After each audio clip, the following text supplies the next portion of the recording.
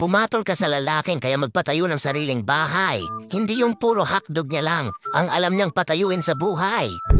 Alam mo bang kahit kasing laki pa ng mata mo ang mundo, kung di mo pa rin makita kung sino ang kabit ng asawa mo, walang kwenta yung mata mo. Sa panahon ngayon, masisipag na magmahal ang mga tao. Bakit? Kasi pati mahal ng iba, mahal na rin nila. Ang Pasko ay araw ng pagbibigayan. Kaya kung ayaw mo na sa asawa mo, ipamigay mo na. Mga malulupit na kasabihan. Aanhin mo ang ganda kung retoke lang pala. Aanhin mo ang gwapo kung gusto lang naman ay hubarin ang panty mo. Aanhin pa ang kagandahan kung ginagamit lang naman sa kalandian.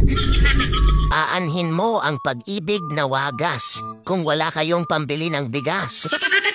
Aanhin mo ang asawa kung iba naman ang nagpapaligaya. Huwag niyo sana seryosuhin mga post ko.